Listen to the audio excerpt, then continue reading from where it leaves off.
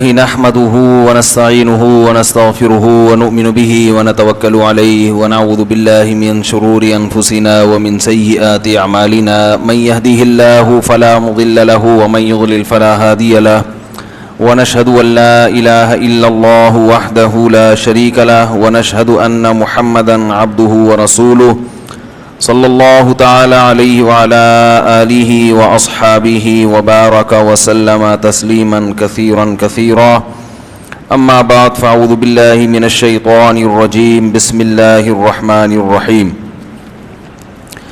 رمضان 2019 کا 13واں بیان۔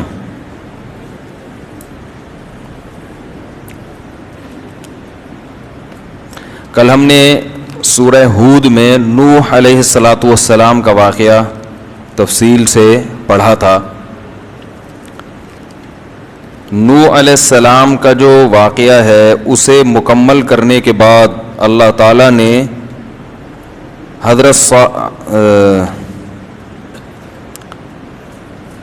حضرت ہود علیہ السلام کا واقعہ بیان کیا، کیونکہ نوح علیہ السلام کی کشتی جب اتری ہے، آج بیان جلدی ختم کرنا ہے، بہت ٹائم ہو جاتا ہے، مجھے 11 بجے بتا دیں، بالکل بس ختم کر دیں۔ ہاں اب آپ اشارے شروع کر دینا، ٹھیک ہے؟ تو حضرت ہود علیہ السلام کو اللہ نے اس کے بعد نوح علیہ السلام کی اولاد میں بھیجا، اور نوح علیہ السلام کے 3 بیٹے کہا جاتے ہیں، سام، حام اور یافث۔ انہی تینوں کی آگے نسل چلی ہے۔ وَجَعَلْنَا ذُرِّيَّتَهُ هُمُ الْبَاقِينَ، قرآن میں آتا ہے کہ ہم نے انہی کی ذریت کو باقی رکھا۔ تو اس لیے نوح علیہ السلام کو آدم ثانی بھی کہا جاتا ہے، دوسرے آدم، یعنی ہم سب کا نسب کہاں جا کے ملتا ہے؟ نوح علیہ السلام سے۔ تو اس وقت بھی لاکھوں لوگ تھے جو اللہ نے تباہ کر دیے، پھر صرف نوح علیہ السلام سے دوبارہ اللہ نے نسب چلایا۔ آج جو ہم نے آیت پڑھی نا، اس میں اللہ نے فرمایا ذریۃ من حملنا مع نوح۔ نوح علیہ السلام کے ساتھ ہم نے جن لوگوں کو سوار کیا تھا نا، جو ان کے بیٹے تھے، اے ان لوگوں کی اولادو، انہ کان عبدا شکورا، وہ تو شکر گزار بندہ تھا، یعنی ہمارے ابا کو جو نجات ملی تھی شکر گزاری کی وجہ سے، اور ان کے جو بیٹے ایمان لائے تھے وہ ایمان والے بیٹے ان کے ساتھ تھے، تو وہ تو اللہ پہ، اس کے رسول پر ایمان لائے، اپنی زندگی تبدیل کی تو بچ گئے، جس کی وجہ سے ہم بھی پیدا ہو گئے۔ ابا پیدا نہ ہو تو بیٹا پیدا ہو سکتا ہے؟ یا ابا مر جائے اولاد کے پیدائش سے پہلے تو بیٹا ہو سکتا ہے؟ تو اگر کسی نے آپ کے باپ کو بچایا آپ کی ولادت سے پہلے، تو اس نے آپ پر بھی احسان کیا نا، کہ آپ نے اس کی نسل میں پیدا ہونا تھا۔ تو اگر نوح علیہ السلام کے وہ جو 3 بیٹے کشتی میں سوار ہوئے تھے وہ بھی اسی چوتھے کی طرح ہوتے تو پھر ہم پیدا نہ ہوتے۔ تو اس لیے اللہ نے فرمایا انہ کان عبدا شکورا، نوح اللہ کا شکر گزار بندہ تھا۔ 950 سال اللہ نے جو مشن دیا اس سے ذرا بھی ادھر ادھر نہیں ہوئے، اسی میں لگے رہے، زندگی اسی میں کھپا دی۔ تو ان کے وہ بیٹے جو ایمان لائے وہ بھی نوح علیہ السلام کے مشن پہ چلے، انہی کو اللہ نے بچایا، اور آج ان سے کتنے انسانوں کو بھر دیا۔ تو ان تمام انسانوں کو زندگی ملی ہے نوح علیہ السلام کے تقوی اور آپ کے بیٹوں کے تقوی اور للہیت اور دین اور مذہب کی بنیاد پہ، ورنہ باقی بھی کیا ہو جاتے؟ ہمیں زندگی کی نعمت نہ ملتی۔ سب سے بڑی نعمت انسان کے لیے کیا ہے؟ زندگی، حیات۔ تو وہ اولادیں پھر چلی ہیں آگے، پھر وہی ان کے، اچھا اس زمانے میں جو ہے نا کوئی پابندی نہیں تھی کہ آپ 2 شادیاں کریں، 4 کریں، 4000 بھی کر لیں، تو اس لیے نسل بہت تیزی سے بڑھتی تھی۔ تو جن کے پاس زیادہ پیسہ ہوتا وہ 100 بیویاں رکھ لیتے، جن تو تھوڑے ہوتے، غریب ہوتے، وہ روڈ ناپتے پھر رہے ہوتے تھے، ٹھیک ہے نا؟ تو نسلیں بہت تیزی سے بڑھتی تھی، لیکن عمریں لمبی ہوتی تھیں تو ظاہر ہے ہر چیز پھر اسی حساب سے ہوتی ہوگی۔ تو اس طرح قوم چلی، ان میں توحید تھی، اللہ کی فرما برداری تھی، جتنی نمازیں فرض تھیں وہ سب پڑھتے تھے، آہستہ آہستہ پھر برائی آنا شروع, اور وہی برائی جو نوح علیہ السلام کی قوم میں, کیونکہ مشرک جو ہے نا, مشرک یہ اس کو عقیدت تباہ کرتی ہے. مشرک کو کیا چیز تباہ کرتی ہے؟ عقیدت. عقیدت ایک ایسی چیز ہے کہ آپ جس سے محبت کرتے ہو اس کے خلاف سننا گوارا نہیں کرتے, اس کی تعریف میں جتنا کہا جائے آپ سنو گے. تو اب جب عقیدت آئی تو شرک بھی ساتھ ساتھ آ گیا. اب اگر کوئی شرک کے خلاف بولے, گستاخ. سمجھ رہے؟ اب دیکھو سیرت کانفرنس ہو, آپ کو رسول اللہ صلی اللہ علیہ وسلم کی سیرت بیان کرنے کے لیے بلایا جائے, جو تعریف میں آپ کلمات کہیں گے وہ تو لوگ سنیں گے, سننے بھی چاہیے. لیکن اگر آپ تعریف میں غلو کرنا شروع کر دیں تو کوئی بھی ٹوکنے والا نہیں ہوگا, سبحان اللہ کہنے والے زیادہ ہوں گے. یہ جو ہماری قوم میں شرک آیا ہے, یہ کہاں سے آیا ہے؟ نعتوں سے آیا شرک. نعتیہ کلام میں حد سے تجاوز, حد سے تجاوز, بگڑی بنانے والے اور بدنی اس طرح کے جو الفاظ آئے. پہلے اس کا دو مطلب لیا جاتے تھے, صحیح بھی غلط بھی, پھر غلط ہی مطلب ہو گیا. پھر نبی صلی اللہ علیہ وسلم پھر وہ میلاد کی محفلوں کو کامیاب بنانے کے لیے کہ اس میں لوگ عقیدت سے آئیں, تو جیسے وہ کنٹینر والے بابا نے جلسہ کیا تھا نا, اور جلسے کو کامیاب بنانے کے لیے فضائل سنائے کہ اس جلسے میں جو شرکت کرے گا وہ ایک رات لیلۃ القدر کی رات سے, وہ یاد ہے کہ آئے تھے کنٹینر بڑا مشہور ہوا تھا ان کا, بھول گئے؟ وہ ایک تھے کنٹینر جنہوں نے نبی صلی اللہ علیہ وسلم نے خواب میں آ کے ان کو کہا تھا کہ چندہ چاہیے مجھے, تو وہ اس طرح کے خواب انہوں نے سنائے, کہا نہیں تھا لیکن انہوں نے سنائے کہ وہ چندہ بھی چاہیے اور پتہ نہیں کیا کیا, ٹھیک ٹھاک پیسہ ماشاءاللہ تمیز سے انہوں نے بنایا. اور پھر سیاست میں انہی لوگوں کے خلاف کھڑے ہو گئے جن کے ان پر بے پناہ احسانات تھے, جنہوں نے ان کو پال پوس کے بزرگ بنایا, ٹھیک ہے نا, ان کو پال پوس کے بزرگ بنایا, انہی کے خلاف کنٹینر لے کے میدان میں کھڑے ہو گئے. اور وہ تو اللہ کا فضل ہو گیا کہ کوئی بہانہ مل گیا جلسہ ختم کرنے کا, ورنہ اب تک بیٹھے ہوئے ہوتے, کیونکہ اس جلسے کے انہوں نے اتنے فضائل بیان کر دیے تھے کہ اب وہ واپس جانا وہ ہو ہی نہیں سکتا تھا نا. لوگ کہتے جب یہ لیلۃ القدر سے افضل ہے تو واپس کیوں جا رہے ہو, تو وہ کیا کہا, کیا یار کیا بات کر رہا ہوتا ہوں, کہاں سے کہاں وہ چلی جاتی ہے. ہاں, تو ہمیشہ بربادی کہاں سے آتی ہے؟ غلو. عقیدت, عقیدت بری چیز نہیں, عقیدت تو ضروری ہے. اعتدال کی راہ کیا ہے کہ ایسا بھی نہیں کہ بزرگ لیس ہو جائے انسان, اہل اللہ سے عقیدت ہی نہیں ہے. آج کل تو ہر وقت بزرگوں کے خلاف نا, وہ بھی کل محترم کا ایک کلپ آیا ہے, میں بتا رہا ہوں کہ فضائل ہر وقت کرامتیں بیان کرنا نہیں چاہیے, صرف قصے کہانیاں نہیں, قرآن و سنت کو فوکس کرنا چاہیے.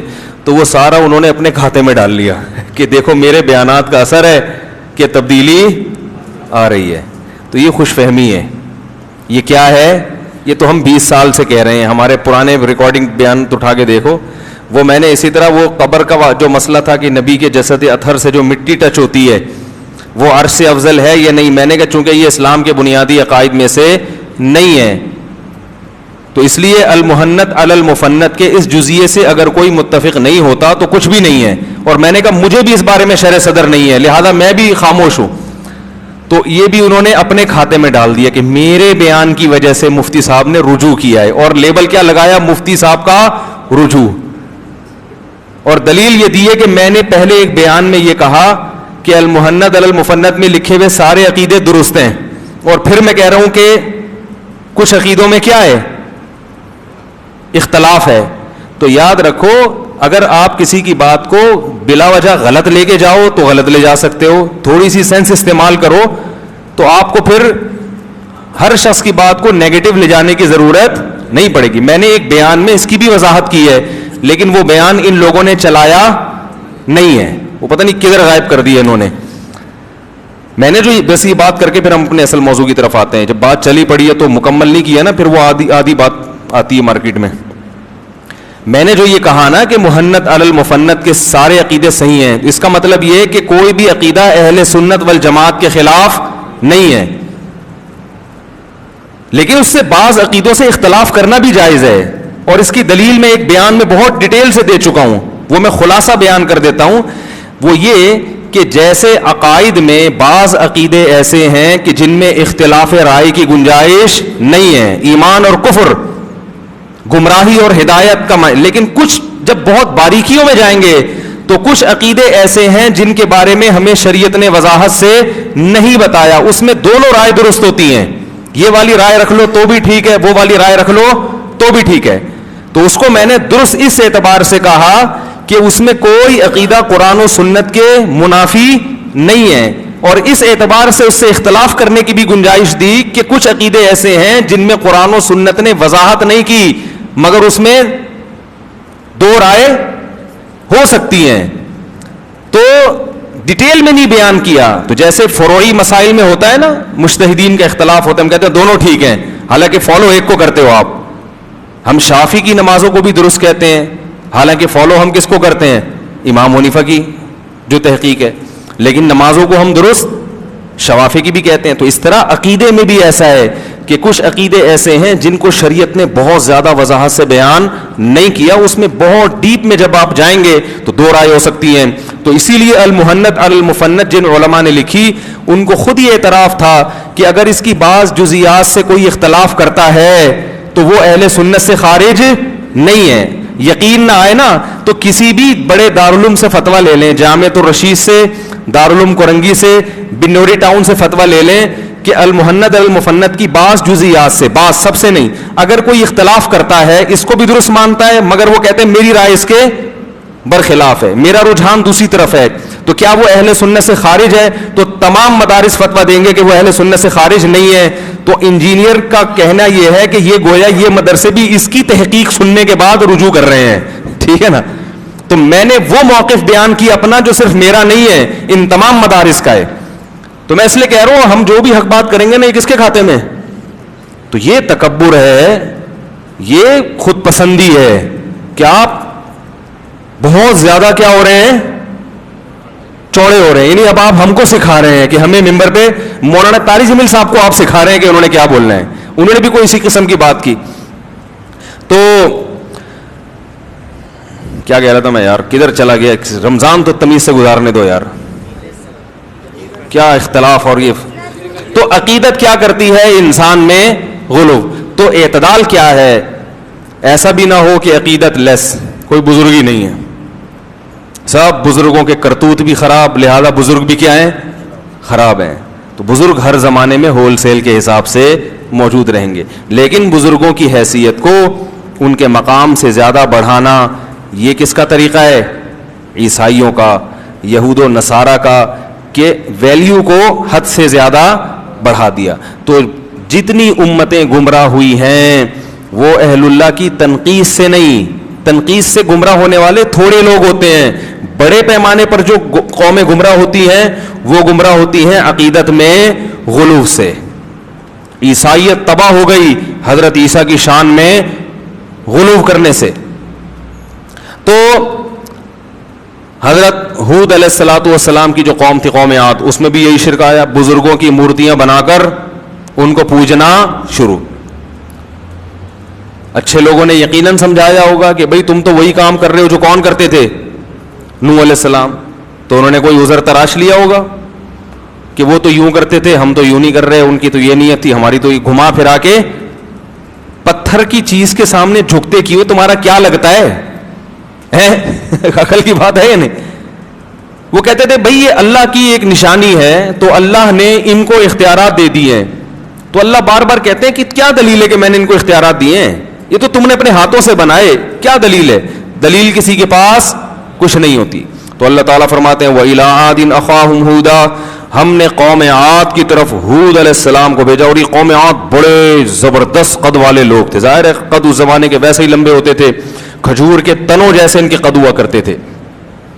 تو قال یا قوم اعبدوا اللہ ما لکم من الہ غیرہ، اے میری قوم اللہ کی عبادت کرو، اللہ کے سوا کوئی عبادت کے لائق نہیں ہے. ان انتم الا مفترون, تم نرے جھوٹ بولتے ہو اللہ پر. اب بات سے بات نکلی ہے, وہ میں مکمل کر دوں. یہ جو عرش افضل ہے یا قبر کی مٹی افضل ہے, یہ اسلام کے بنیادی عقائد میں سے نہیں ہے. لیکن یہ کہنا کہ قبر کی مٹی عرش سے افضل ہے, اس کو شرک قرار دینا, گمراہی قرار دینا, یہ 100% غلط ہے. اس پر بھی میں نے کچھ دلائل دیے تھے اور جواب کا مطالبہ کیا تھا, وہ جواب بھی اب تک نہیں آیا. اور میں نے کہا تھا یہ تو بڑے بڑے علاموں کا عقیدہ ہے, بڑے بڑے محدثین فقہا کا عقیدہ ہے. تو اس نے جو زبان میرے بارے میں استعمال کی ہے, یہ ان بزرگوں کے بارے میں بھی استعمال کرے جن کا یہ عقیدہ ہے. علامہ نووی کا بھی یہ عقیدہ ہے, ابن عبد البر کا بھی یہ عقیدہ ہے, اور بڑے بڑے محدثین جن کے میں حوالے انشاءاللہ ریکارڈ کرا کے پیش کروں گا. تو اس نے صرف علماء دیوبند کو کیوں گمراہ کہا, ان بزرگوں کو گمراہ کہنے سے یہ خاموش کیوں ہے؟ نہیں آ رہی بات. اس کا مطلب یہ ہوا کہ اس کو چڑ صرف علماء دیوبند سے ہے, اس کو قرآن و سنت کی اشاعت مقصد نہیں ہے. اگر ہوتی تو یہ ان کو بھی برا کہتا, لیکن ان کو یہ برا اس لیے نہیں کہہ سکتا کہ بڑے بڑے محدثین سے ہاتھ دھونے, بولو بھائی, پڑ جائیں گے یہ. تو میں حوالے پیش کروں گا انشاءاللہ. تو میرے بھائی کیا بات. اور میں نے اور بھی عقلی دلیل بھی دی تھی کہ عرش اللہ کی طرف منسوب ہے, مگر کیا عرش اللہ کی ذات سے ٹچ ہو رہا ہے, اس کا یقین نہیں ہے, کیونکہ اس کی کیفیت کیا ہے, مجہول. اور قبر کی مٹی نبی کی ذات سے ٹچ ہو رہی ہے. اس بیس پہ بعض علماء نے کہا کہ قبر کی مٹی عرش سے افضل ہے, اللہ سے افضل نہیں ہے, نہ نبی اللہ سے افضل ہیں.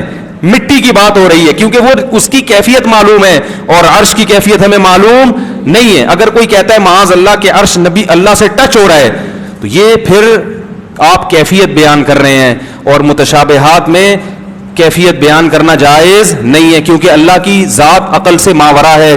کیونکہ اگر اس طرح کی کیفیت بیان کریں گے پھر تو حدیث میں آتا ہے کہ اللہ رات کے آخری حصے میں آسمان دنیا پہ آتے ہیں, اور ہر جگہ کہیں نہ کہیں دنیا میں رات کا آسمانی حصہ ہوتا ہے کہ نہیں ہوتا. تو اس وقت تو پھر معاذ اللہ ہم کہیں گے اللہ عرش پہ ہے ہی نہیں. تو ظاہر ہم یہ کہیں گے بھائی ہمیں نہیں پتا کیسے آتے ہیں.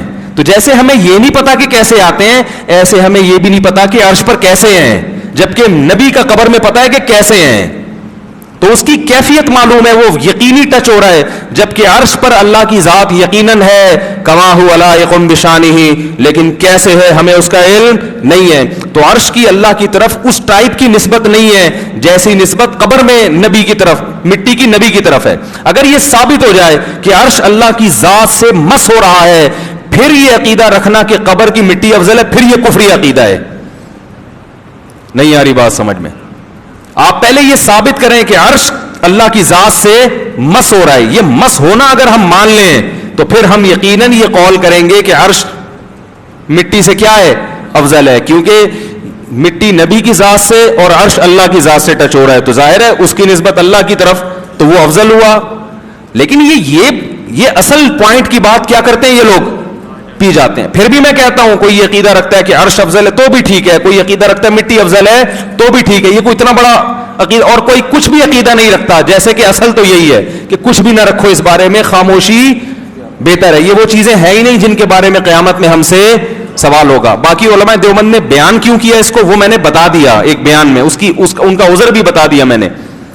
ان تمام باتوں میں سے کسی کا جواب بھی محترم کے پاس نہیں ہے. تو اب عجیب عجیب چیزوں پہ آ گئے ماشاءاللہ. تو میرے بھائی کیا بات چل رہی تھی, ہاں وَيَا قَوْمِ اسْتَغْفِرُوا, کلپ بنائیں گے نا تو دونوں کو جوڑ کے بنانا, آدھا نہیں بنانا, ورنہ تم یہاں آدھے بیٹھو گے آدھے گھر پہ رہو گے. جیسے آدمی پورا خود ہوتا ہے نا, تو ایسے کسی کی بات کو بھی لوگ کیا کرتے ہیں, چینل والے میری آدھی بات کو لے لی آدھی چھوڑ کے, کوئی معاشرے میں آگ لگا دیتے ہیں وہ لوگ لے جا کے.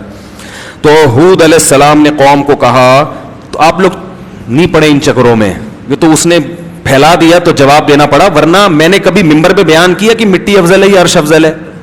کبھی دیکھا مجھے؟ میں 25-30 سال سے بیان کر رہا ہوں, کبھی دیکھا مجھے؟ بلکہ مجھے تو میری عمر اس وقت 14 سال تھی جب سے میں نے بیان شروع کیا ہے. ایک بار بھی پوری زندگی میں اس عقیدے کو بیان نہیں کیا, اس لیے کہ یہ ہمارے بیسک عقائد میں ہے ہی نہیں. یہ تو ان لوگوں کی وجہ سے انہوں نے کیچڑ اچھالنا شروع کیا, تو پھر ہم نے دفاع میں بولنا شروع کیا. تو یہ ذمہ دار یہ ہیں, یہ لوگ ہیں جو امت میں ایسی بحثیں اٹھا رہے ہیں. المحند علی المفند کو لے کے پیچھے پڑا ہوا ہے اس کے, حالانکہ المحند علی المفند ہمارے مدارس میں نہیں پڑھائی جاتی. وہ ایک چیز تھی لکھی ختم ہو گئی, وہ کسی وجہ سے لکھی تھی. مدارس میں عقیدہ طحاویہ پڑھائی جاتی ہے, دوسری کتابیں پڑھائی جاتی ہیں. کوئی غیر مسلم مسلمان ہوتا ہے ہم اس کو ایمان مفصل ایمان مجمل پڑھاتے ہیں, المحند المفند نہیں پڑھاتے. نہ ہمارے اکابر نے کہا ہے کہ اس کو یہ سکھاؤ, انہوں نے کہا سیدھا سیدھا اس کو تقدیر پر توحید پر ایمان سکھاؤ جو موٹے موٹے اسلام کے بیسک عقائد ہیں. یہ تو پیچیدہ بحثیں ان لوگوں نے فتنہ پھیلانے کے لیے اٹھائی ہیں, اور پھر اس کا ہمیں جواب دینا پڑتا ہے. پھر امت ان فضول چیزوں میں اپنے ٹائم کو برباد کرتی ہے. تو قوم عاد کو ہود علیہ السلام نے کیا کہا, وہ یہ بھی آنا چاہیے, ان کو دیکھ لیں اچھی طرح آپ لوگ. کوئی مسئلہ ہوا تو کس کو پکڑنا ہے, اس کو پکڑنا ہے. آج میں سجدہ تلاوت کی آیت غلط پڑھ رہا ہوں, بتا ہی نہیں تھا. جب نہیں بتانا ہوتا تو سجدہ تلاوت کی آیت میں غلطی سے نقصان یہ ہوتا ہے کہ پھر وہ دہراؤ تو پھر دوبارہ سجدہ, تو لوگ پھر تنگ ہو جاتے ہیں نا, کنفیوز ہو جاتے ہیں. تو وَإِلَىٰ عَادٍ أَخَاهُمْ هُودًا قَالَ يَا قَوْمِ اعْبُدُوا اللَّهَ, اے میری قوم اللہ کی عبادت کرو. مَا لَكُم مِّنْ إِلَٰهٍ غَيْرُهُ, اللہ کے سوا کوئی معبود نہیں ہے. إِنْ أَنْتُمْ إِلَّا مُفْتَرُونَ, تم نرے جھوٹ بولتے ہو, جھوٹ گھڑتے ہو. یا قوم لا اسألکم علیہ اجرا, اے میری قوم میں تم سے اس تبلیغ پر کوئی پیسے نہیں مانگتا. پوری قوم سے ٹکر لے کر ایک دعوت دے رہا ہوں تو کچھ تو بات کو سن لو.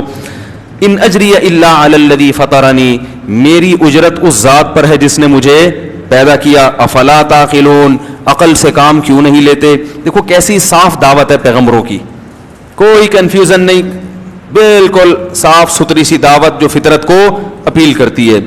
وَيَا قَوْمِ اسْتَغْفِرُوا رَبَّكُمْ, اے میری قوم اپنے رب سے گناہوں کی معافی مانگ لو. ثُمَّ تُوبُوا إِلَيْهِ, پھر اسی کی طرف متوجہ رہو. يُرْسِلِ السَّمَاءَ عَلَيْكُمْ مِدْرَارًا, آسمان سے برکت والی موسلا دھار بارشیں برسائے گا. وَيَزِدْكُمْ قُوَّةً إِلَىٰ قُوَّتِكُمْ, جتنے طاقتور ہونا اور طاقتور بنا دے گا, اور پاور دے دے گا تمہیں. اور مجرم بن کے میری دعوت کو ٹھکرانے کی کوشش مت کرو. قوم جواب میں کہتی ہے یا ہود ما جئتنا ببینہ, کوئی دلیل نہیں ہے تیرے پاس باتوں کی, کوئی لاجک نہیں بنتی. ٹی وی میں دیکھا ہوگا اپنے پروگرام, جو اینکر جب اپنی مرضی چلانا چاہتا ہے نا تو سامنے والے کے دلائل کو کیسے گھما دیتا ہے نا. پالیسی ہوتی ہے نا ٹی وی چینلز کی کہ اس کو پروموٹ کرنا ہے, اس کو کیا کرنا ہے, پیچھے رکھنا ہے. خام خام اس کی بات کو گھما گھما کے, تو یہی ہوتا ہے جب بھی باطل کا انکار ہوتا ہے اس کے تمام دلائل کو گھما دو اور جو غلط چیز ہے اس کو آگے لے آؤ. تو وہ بھی کہنے لگے ما جیتنا بھی بینہ, پتہ نہیں کیا دلیل ہے, دلیل تو کوئی ہے نہیں.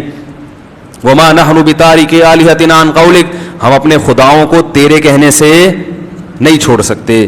وما نحن لک بمؤمنین, اور نہ ہم تجھ پر ایمان لانے والے ہیں.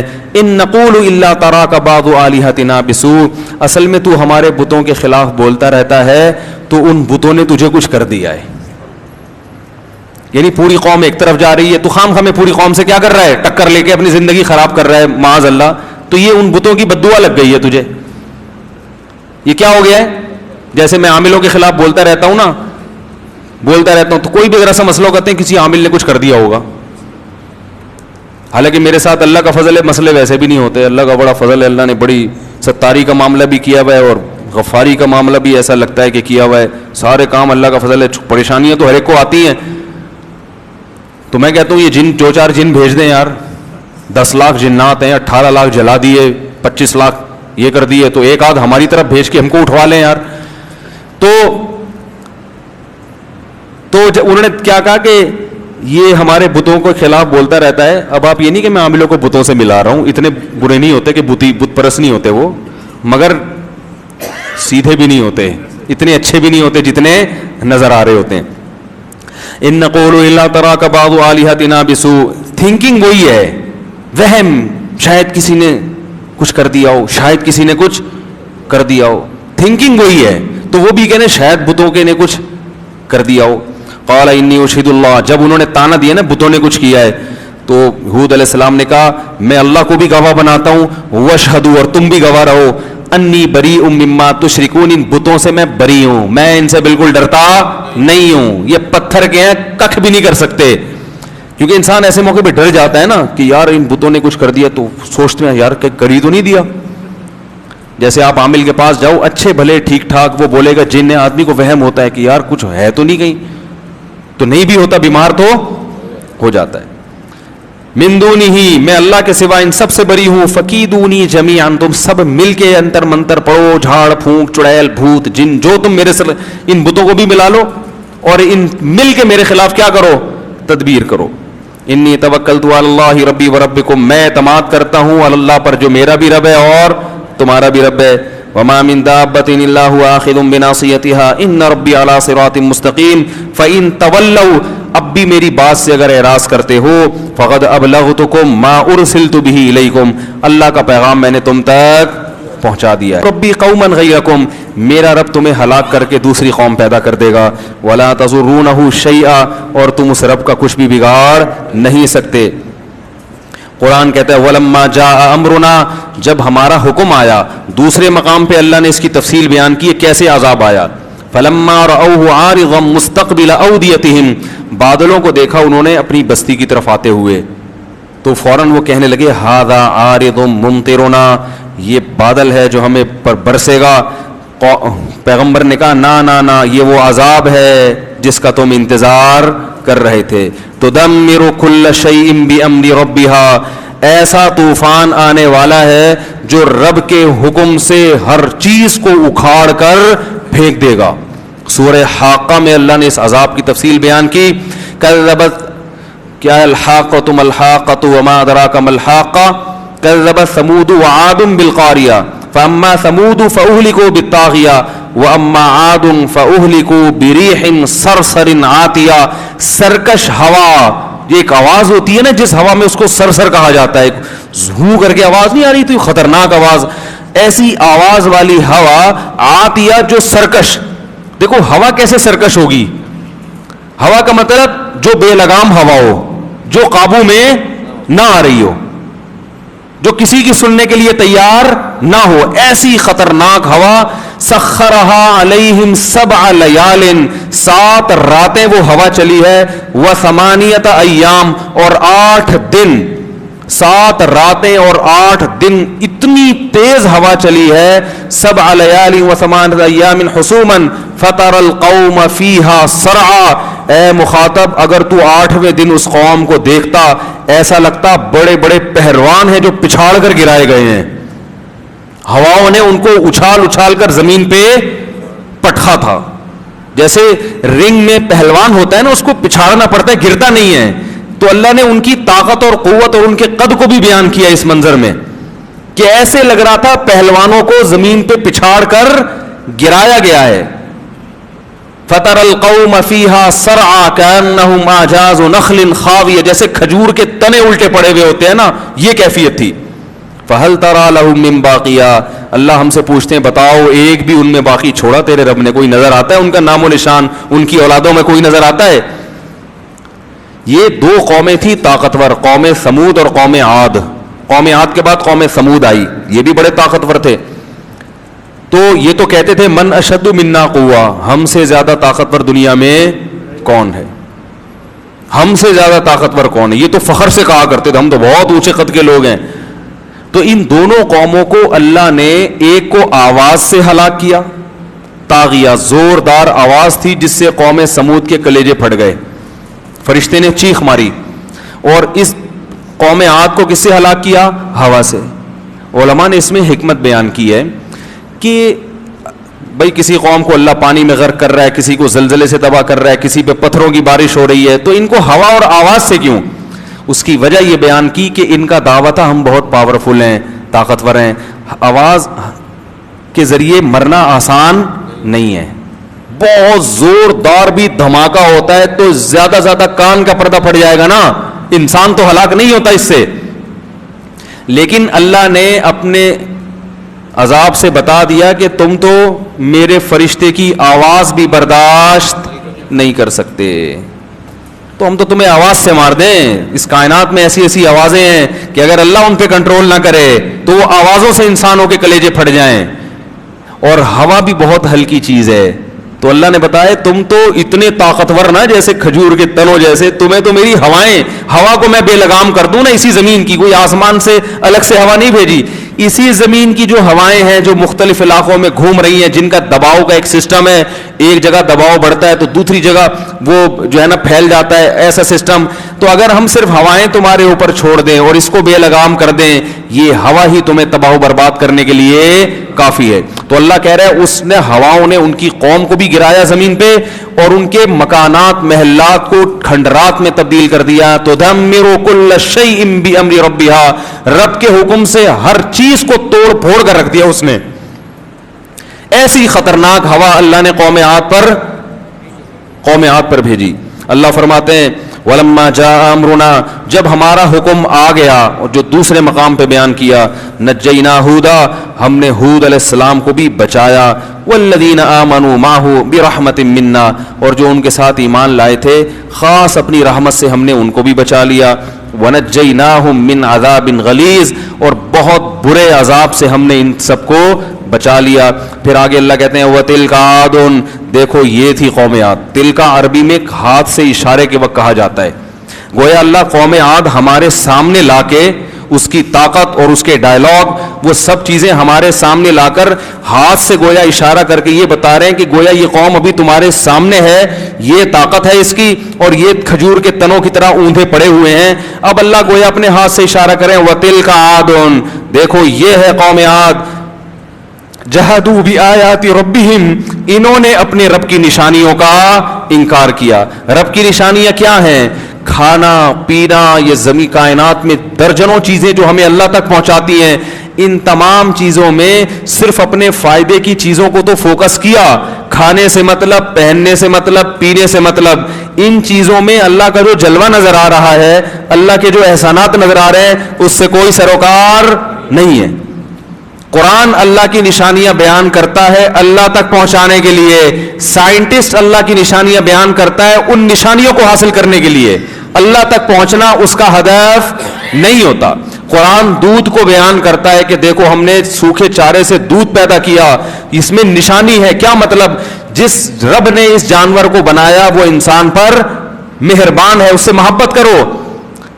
لیکن جب کوئی سائنٹسٹ دودھ پہ ریسرچ پیش کرے گا تو وہ دودھ بنانے والے کا تذکرہ نہیں کرے. کبھی دیکھا آپ نے کسی بایولوجی یا میڈیکل سائنس کی کتاب میں کہ یہ گردہ ایسے کام کرتا ہے اور آنکھ ایسے کام کرتی ہے, لہذا جس نے بنایا وہ بڑا با کمال ہے. میڈیکل سائنس میں ہے, کبھی پڑھا آپ نے یہ؟ بتاؤ بھائی, کبھی پڑھا آپ نے کہ جو پودے اگتے ہیں زائگوٹ بنتا ہے, کھاد سے نائٹروجن بنتی ہے, اس نائٹروجن سے ایسے پھر پودا اگتا ہے, پھر اس میں تناور درخت بنتا ہے, پھر اس میں خربوزے پیدا ہوتے ہیں, پھر اس میں بیج پیدا ہوتا ہے. یہاں تک ہوگا بایولوجی میں. آگے یہ کہ جس نے یہ سسٹم پیدا کیا وہ بڑا باکمال ہے. ایسا کوئی سینٹنس بایولوجی کی کسی کتاب میں نہیں ہے, اور قرآن بھی یہ سارے پروسیس بیان کرتا ہے. واللہ خلق کل دابۃ مما, بایولوجی میں ایک سبجیکٹ آتا ہے نا جانوروں کی اقسام.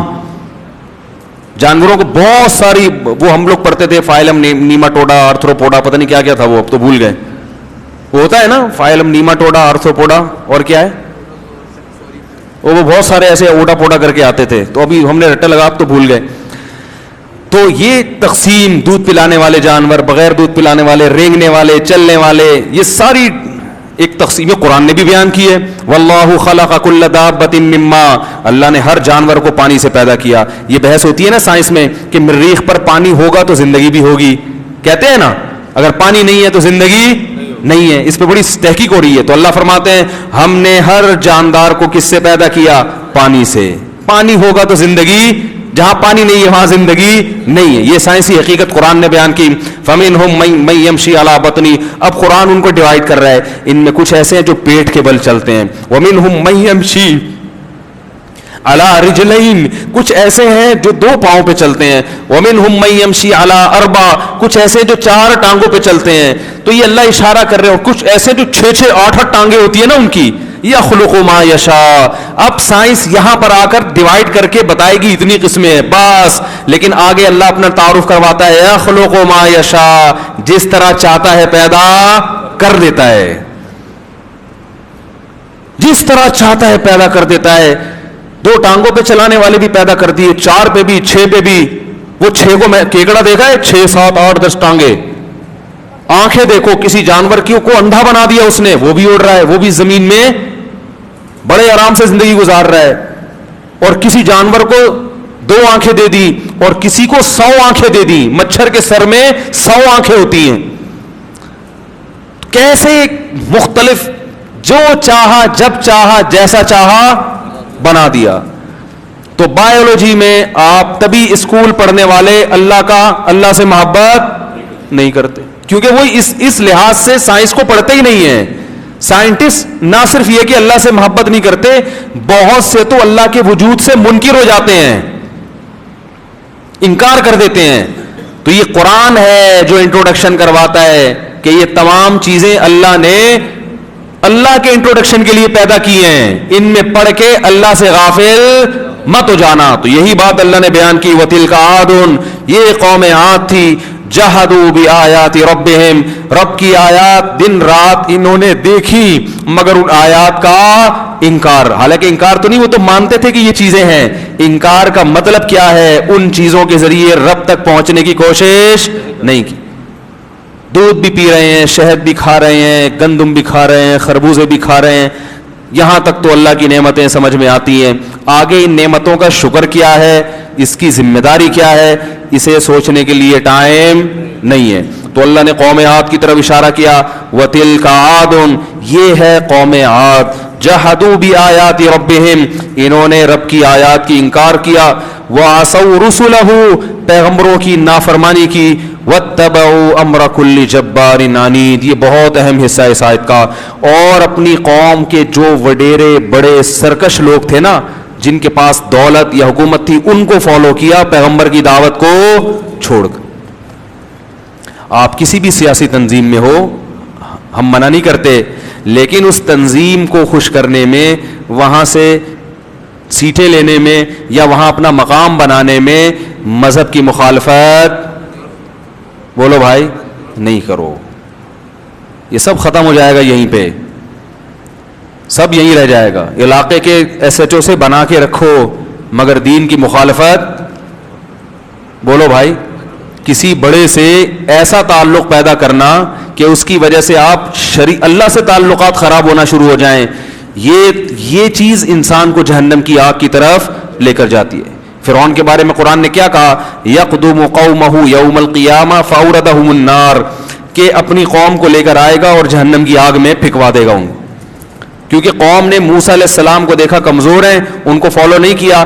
فرعون کو دیکھا پاورفل ہے, اس کو فالو کرنا, فرعون کو فالو کرنا شروع کر دیا. تو ہمیشہ لوگ طاقتور کے پیچھے بھاگتے ہیں, دلیل کے پیچھے نہیں بھاگتے, دلیل کے لحاظ سے نہیں دیکھتے کیا صحیح ہے کیا غلط. تو اللہ تعالیٰ فرماتے ہیں کہ الا ان عادا واتبعوا فی هذه الدنیا لعنہ, فرمایا اس دنیا میں بھی ان پر لعنت ہوئی, ویوم القیامہ, قیامت میں بھی ان پر لعنت ہوگی. الا ان عادا کفروا ربهم, خبردار سنو, عاد نے رب کی نافرمانی کی انکار کیا. الا بعدا لعاد قوم ہود, سنو عاد اللہ کی رحمت سے دور ہو گئے, لعنت ہے ان کے اوپر جو ہود کی قوم تھی. اس جملے کے ساتھ اللہ نے قوم عاد کا واقعہ ختم کیا اور فوراً شروع کر دیا وَإِلَىٰ ثَمُودَ أَخَاهُمْ صَالِحًا, اور قوم عاد کے بعد ہم نے قوم سمود کی طرف بھیجا. کس کو؟ صالح. جب قوم عاد کی طرف حضرت ہود آئے تو انہوں نے نوح علیہ السلام کا واقعہ سنایا, کہا کہ تم سے پہلے کون سی قوم گزری ہے؟ نوح کی, دیکھو اس کا کیا حشر ہوا تھا. تو قوم صالح جب آئی تو حضرت صالح علیہ السلام نے کیا کہا؟ قوم عاد کا حوالہ دیا. کس کا حوالہ دیا؟ کہ بھئی تم ابھی ماضی میں دیکھو, ماضی کے اوراق قریب میں جھانک کے دیکھو. ظاہر ہے اس زمانے میں بھی لوگ مورخ تو ہوتے ہوں گے نا جو تاریخیں لکھتے تھے, تو صرف آسمانی کتابوں میں تو یہ تو ہسٹری چلی آ رہی تھی. کہا کہ تو اے میری قوم تم دیکھو ابھی تم سے پہلے کون سی قوم گزری ہے؟ قوم عاد. تو اس کا حشر کیا ہوا؟ تو اللہ فرماتے ہیں وَإِلَىٰ ثَمُودَ أَخَاهُمْ صَالِحًا قَالَ يَا قَوْمِ اعْبُدُوا اللَّهَ مَا لَكُم مِّنْ إِلَٰهٍ غَيْرُهُ. یہ پھر زیادہ ہو جاتا ہے انشاءاللہ, پھر یہ کیونکہ لمبا واقعہ ہے, پھر انشاءاللہ میں اس کو, اب میرے بتانے سے یاد آیا اس کو. میں نے کہا تھا نا 11 بجے یاد دلانا, تو میں نے جب خود یاد دلایا تو کہہ رہے ہیں 11 بجے. چلو کوئی بات نہیں, یہ انشاءاللہ ہم کل پڑھیں گے.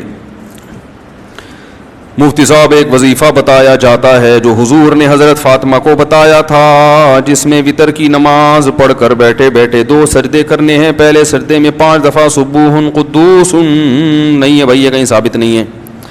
1 سال سے جاب لیس ہوں، 1 بیوی اور 3 بچے ہیں. اب دیکھو، اب لوگ مجھ سے 1 بیوی کی ذکر کرنے لگے ہیں. پہلے زمانے میں کہتے ہیں بھائی بیوی بھی ہے 3 بچے بھی ہیں، شادی شدہ ہوں 3 بچے ہیں. اب کوئی بھی کہتا ہے 1 بیوی ہے 3 بچے ہیں. اس دن بات ہو رہی تھی نا، یہاں سے کسی نے بولا تھا، کوئی ایسی بات چلی تھی کہ پہلی شادی ہے، اس طرح کی. اب لوگوں میں اویئرنیس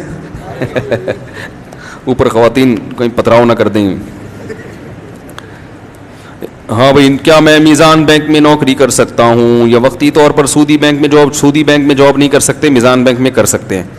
اگر میرے دل میں اپنے بھائی یا پتہ نہیں کیا لکھا ہوا ہے، میرے بھائی تو بغض و نفرت میں خیانت دار سمجھتا ہوں، لیکن اس بات کی خبر ماننے والی کچھ سمجھ میں نہیں آ رہا، اللہ دماغوں وغیرہ وغیرہ. بھائی اتنی ٹائم نہیں ہے یار، اس کو بولو اس کی شرح لکھ کے دو، پھر پڑھوں گا میں انشاءاللہ. کچڑ پچڑ بنا کے لکھا ہوا ہے، اتنا زیادہ اچھی رائٹنگ میں لکھو. آدھے مسئلے اسی سے حل ہو جائیں گے انشاءاللہ، جو ان کے جو پریشانی ہے نا. ہاں بھائی، زیادہ تر مسئلے اس سے ہوتے ہیں ہم جو کہنا چاہتے ہیں وہ کہہ نہیں پاتے، اور اگلا غلط سمجھ لیتا ہے تو لڑائی ہو جاتی ہے. نیت باندھنے کے بعد برابر والے کے آگے صف میں جگہ خالی ہو اور وہ آگے نہ بڑھ رہا ہو تو کیا اس کو کراس کر کے آگے والی صف کو پورا بالکل کراس کرنا چاہیے؟ آپ سے گزارش ہے کہ انتظامیہ کو مسجد کے واش روم کی حالت پر غور کروائیں. مسجد میں لوٹا کنڈیاں خراب ہیں اور صفائی کے کوئی آثار نظر نہیں آ رہے. تو بھائی انتظامیہ والے بیٹھے ہوئے ہیں، نہیں بھائی نوٹ فرما لیں. تو میرے بھائی کنڈیاں بھی خراب ہیں. کنڈی اگر دروازے کی کنڈی مراد ہے تو یہ بہت خطرناک. میں سمجھ رہا ہوں وہ نلکے والی کنڈی خراب ہے، تو بھائی یہ تو لوگوں کی عزتوں سے کھیل رہے ہیں. یہ تو بہت مسئلہ ہے. یہ مفتی صاحب آپ سے گزارش ہے کہ ایکو کی وجہ سے قرات میں الفاظ سمجھنے میں مشکل ہوتی ہے، خصوصاً شروع کی 10 رکعت میں. بھائی ایکو تو بند کر دیا کریں، میں نے کہا بھی ہے ان سے. مائک میں ایکو تو نہیں تھا نا، آج تھا تو ایکو نہیں ہونا چاہیے، اس سے تلاوت سمجھ میں نہیں آتی. صف بندی کا مسئلہ واضح کریں. کوئی کالی پٹی کے آگے ایڑی رکھتا ہے، کوئی پیچھے. بھائی یہ جو چادر کا کنارہ ہے، اس کنارے پر ایڑی ہونی چاہیے. ایڑیاں سب کی ایک لائن میں ہونی چاہیے چادر کے کنارے پر. آج کل یوٹیوبرز ویوز حاصل کرنے کے لیے کسی بھی حد تک جانے کے تیار ہیں. گندے جملے اور تھمبل وغیرہ لگا کر تصاویر لگاتے ہیں تاکہ غلط ہے بھائی، یہ ناجائز ہے. گھر میں نماز پڑھنے سے نماز ادا ہو جاتی ہے. مردوں کی نماز ہو جائے گی مگر گناہ ہوگا اور وہ نماز ناقص ہے. حدیث میں آتا ہے لا صلاۃ لجار المسجد الا فی المسجد. جو مسجد کے قریب رہتا ہو اس کی نماز مسجد ہی میں ہوگی، گھر میں نہیں ہوگی. تو وہاں علماء یہ مفہوم بیان کرتے ہیں دوسری حدیث کے پیش نظر کہ یعنی اتنی ناقص ہوگی گویا ہونا نہ ہونا برابر، لیکن قضا کرنا جائز نہیں ہے. نہ پڑھنے سے پھر بھی پڑھیں ضرور. تو مسجد کی بہت اہمیت ہے. بلا شرعی عذر کے گھر میں نماز پڑھنا جائز نہیں ہے. میزان بینک واقعی اسلامی بینک ہے یا ایسے ہی ہے اور میزان بینک میں نوکری کر سکتے ہیں؟ جائز ہے، میزان بینک اسلامی بینک ہے. ہم نے بہت ریسرچ کی ہے اس میں. اس وقت تمام نیوز چینل مولانا طارق جمیل صاحب کو فون پر آن لائن بلا کر پاکستان کو مہنگائی کے طوفان اور سود سے بھرے قرضے اور ڈوبتی ہوئی معیشت کا حل پوچھ رہی. آخرکار عمران خان اور حکومت پاکستان علماء کرام کو خط بلا کر اللہ اور قرآن کی روح سے مدد کیوں طلب نہیں کرتے اور ہم اور دھستے چلے جا رہے ہیں؟ آپ اپنا پیغام ریکارڈ کروائیں. پتہ نہیں بھائی، یہ ماہرین معیشت کا کام ہے کہ معیشت ہماری ڈاؤن ہو رہی ہے. تو مولانا طارق جمیل صاحب تو ظاہر ہے اس بارے میں جو مذہب نے رہنمائی کی ہے وہ بتائیں گے کہ چوری کو ختم کرو، کرپشن کو ختم کرو، جھوٹ کو ختم کرو، ملک میں صدقات و خیرات کا نظام بڑھایا جائے. غریبوں کی مدد سے بھی کیا ہوتا ہے؟ اللہ کی مدد آتی ہے. اور ہم جو کبھی کوئی مسلمان کمزور ہوتا ہے، پٹ رہا ہوتا ہے، تو ہم جیسے ترکی نے مہاجرین کو بلایا اپنے ملک میں، ویلکم کیا نا. کتنے کرائسس سے ترکی گزرا مگر پھر بھی الحمدللہ 50 لاکھ شامی مہاجرین کو پناہ دی ہے. کوئی معمولی بات نہیں ہے اور میں دیکھ کر آیا ہوں. تو یہ بھی چیز ہے، لیکن اس کے علاوہ اور بہت ساری چیزیں ہیں. مثال کے طور پر دیکھو، جو کسی فرد کی معاشی ترقی کا جو چیز ذریعہ ہوتی ہے تو بیسک اصول ملک کی ترقی کا بھی وہی ہوتے ہیں. اب میں آپ کو بتاتا ہوں. آپ کا گھر ہے, اتنے بچے ہیں, ایک عدد بیوی ہے, جو بھی آپ کے خرچے ہیں, اب آپ نے کیا کیا بھائی, صدقہ بھی شروع کر دیا, کرپشن بھی ختم کر دی, بیگم صاحبہ جو پتلونوں سے پیسے نکال کے, یہ کرپشن گھر میں یہی والی کرپشن ہوتی ہے کہ بغیر وجہ کے بیگم نے پینٹ سے پیسے نکال لیے, بچے نے گٹکے کے پیسے نکال, یہ کرپشن گھر میں ہوتی ہے. یہ ساری چیزوں پہ آپ نے کنٹرول کیا. بیگم کو شاپنگ کے لیے پیسے دیے تھے, وہ پورا حیدری خرید کے لے آئی, یہ اسراف ہے, تو آپ نے ذرا اس کو کنٹرول کیا. خود اپنے خرچوں پہ بھی کنٹرول کیا آپ نے, صحیح ہے نا. تو یہ آپ نے کرپشن پہ کیا کر لیا. لیکن اتنا کافی نہیں ہے. کمانے کا ذریعہ کیا ہے آپ کا؟ سب چیزیں کنٹرول ہو گئی, مگر جاب پہ وقت پہ پہنچتے نہیں ہو. آپ کی آبادی بڑھ گئی ہے, بچے گھر میں ماشاءاللہ زیادہ ہو گئے ہیں, مگر ارننگ بڑھانے کا آپ سوچتے نہیں ہو. میں جو کہتا ہوں نا, بچے زیادہ ہونے سے رزق میں برکت ہوتی ہے, تو وہ خود بخود نہیں ہو جاتی آٹومیٹک, آپ کو بھی محنت کرنی پڑتی ہے, تو اس میں اللہ کی مدد ہوتی ہے. اگر آپ ہی سست ہو کے پڑ جاؤ تو پھر تو ایک بچہ بھی آپ کو کھا جائے گا, بلکہ خود اپنے آپ کو کھانا شروع کر دو گے تھوڑے دنوں میں. تو سست لوگوں کے ساتھ اللہ کی مدد نہیں ہوتی. تو اب ملک کی معیشت میں ایک بہت بڑی جو گڑبڑ ہوئی ہے, ہم بھی کچھ ماہرین کے ساتھ بیٹھتے ہیں, کچھ حالات پتہ چلتے ہیں. پچھلی حکومتوں نے قرضے لے لے کے ملک کی واٹ لگا دی ہے. اس وقت جو پاکستان کی معیشت بحال تھی وہ مصنوعی طور پر تھی, وہ اوریجنل نہیں تھی. بہت کچھ پاکستان میں تعمیری کام ہوئے, یہ بن گیا, روڈیں بن گئی, لاہور پیرس جیسا بن گیا, فلانا ہو گیا, بڑے خوش ماشاءاللہ. وہ مصنوعی تھا. اس کی مثال ایسے ہے جیسے فرض کرو میرے 3 بچے ہوں, ویسے تو الحمدللہ اللہ نے زیادہ دیے, ایک مثال دے رہا ہوں. تو میں اب کیا کرتا ہوں, میں ان بچوں کے لیے ڈیفینس میں 3 بنگلے لے لیتا ہوں ہر ایک کے لیے, اور کنوینس کا بہترین انتظام کہ بچوں اسکول جاؤ گے تو عام بچہ ایک عام وین میں جائے گا, تمہارے لیے ایئر کنڈیشن بسیں ہوں گی. پھر میں نے سڑکیں بنوا دی کہ ہمارے بچے جس بس میں جاتے ہیں وہاں کھڈے بہت ہیں, تو وہ سڑکوں کیا کر دیا میں نے, بہترین سڑکیں بنا دی. اب بچے کہہ رہے ہیں ہمارے ابا نے ہمیں بہت ترقی دی ہے, اور اللہ نے کرے ابا کا انتقال ہو گیا, چاچا آ گئے بچوں کو سنبھالنے کے لیے. اب چاچا نے جب کیلکولیشن کی تو ان کو پتا چلا ابا نے ان بچوں کو 20 کھرب روپے کا مقروض بنا دیا ہے. نہیں یاری بات, ابا نے جو یہ سڑکیں بنائی اور ایئر کنڈیشن بسوں کا انتظام کیا اور بچوں کو ہر بچے کو ڈیفینس میں بنگلے لے کر دیے, اس میں ابا کا ذاتی ایک دھیلا بھی بولو بھائی, ایک دھیلا, بلکہ ستار بھائی سے 1 کروڑ روپے لیے, وسیم کباڑیے سے لیے, اور سارے سود پہ لیے. سارے کس پر لیے؟ سود پہ لیے. اب وسیم کباڑیے نے قرضہ دینے سے پہلے کہا بیٹا تو لے تو رہا ہے, دے گا کیسے؟ تو آپ نے کہا کہ یہ میرے بچے ہیں نا, یہ میرے بچے ہیں, ان کی اولادوں سے نکال لینا, اور ایگریمنٹ سائن کر کے دے دیا, بجلی کا بل بڑھا کے, کرایہ بڑھا کے, وغیرہ وغیرہ بڑھا کے. تو اب جو بھی حکمران آتا رہا وہ ان پرانے قرضوں کو پورا کرنے کے لیے مزید ڈبل قرضے. اب یعنی چاچا نے کیا کیا, چاچا نے یہ کیا, ابا نے 1 ارب روپے کا مقروض بنایا ہے, اب بچوں کو اسی لائف اسٹائل کی عادت پڑ گئی ہے, تو اس نے 2 ارب اور لے لیے تاکہ بچے چاچا کو گالیاں نہ دیں, کیونکہ بچے تھے ناسمجھ, جیسے ہماری قوم ہے, بچے کیا تھے؟ ناسمجھ. وہ یہ نہیں دیکھ رہے تھے کہ ابا نے لیے کہاں سے, یہ کیسے بنایا, یہ سڑکیں مڑکیں اتنا خوبصورت یہ نظام کیسے بنایا. تو اب چاچا نے کہا کہ یار جیسے ابا دنیا سے چلے گئے تو ہم بھی دنیا سے ایک دن چلے جائیں گے, تو کیوں گالیاں کھا کے جائیں. انہوں نے 1 ارب قرضہ لیا, ہم کتنا لیں گے؟ 2 ارب لیں گے. تو بچوں نے کہا یار یہ چاچا تو ہمارے ابا سے بھی خوش, اور چاچا اس چکر میں تھے کہ میں نے کون سا اس دنیا میں ہمیشہ رہنا ہے. اب کوئی سمجھدار آدمی آئے گا جب اس کے بعد, وہ کہے گا بیٹا ہم بھی چلے تو جائیں گے, لیکن چوڑے میں کون آئے گا, یہ ایک حد تک چلے گا سسٹم, اس کے بعد تمہیں اٹھا کے گروی رکھوانا پڑے گا قرضہ لینے کے لیے. سمجھ رہے ہو؟ اس نے بریک لگا دی تو سارا نزلہ ان بچوں کا کس پہ گرے گا؟ اس تیسرے پہ گرے گا. نہیں یاری بات میرا خیال ہے, وہ ساری لان تان کس پہ ہوگی؟ ان پہلے 2 کو کوئی بھی برا نہیں کہے گا. ہاں اگر ان میں کوئی سمجھدار بچہ ہوا تو وہ کہے گا یار چلو اب قرضہ لو کیونکہ روٹی تو کھانی ہے, لیکن کچھ تو خیال کرو, یعنی ایسا تو نہ ہونا کہ ہم بالکل ہی دیوالیہ ہو جائے ہمارا. تو یہ جو ہمارا جمہوری طرز حکومت ہے یہ اتنا گندا ہے نا یہاں پہ. اس میں ایک وزیر اعظم کو پتا ہوتا ہے میں 5 سال کے بعد چلا جاؤں گا, وہ کہتا ہے بھاڑ میں جائے یہ قوم, میں ایسا کر کے جاؤں کہ لوگ کہیں فلاں کے دور حکومت میں یہ بلڈنگ بنی ہے, فلاں کے دور حکومت میں یہ سڑک بنی ہے, فلاں کے دور حکومت میں تو کرنسی اتنی مضبوط تھی. اس کو ان سے کوئی غرض نہ ہو کہ فلاں نے اپنے دور میں جو پالیسیاں بنائی ہیں کیا فلاں کے جانے کے بعد بھی وہ کامیاب ہوں گی, ان سے پبلک کو کوئی غرض نہیں ہوتی. تو جب عوام بے وقوف ہوتی ہے تو پھر اس کا یہ مقدر ہوتا ہے کہ وہ پٹے, اور پٹ رہی ہے الحمدللہ. سمجھ رہے ہو؟ تو اب یہی ہو رہا ہے اور مزید پٹو گے.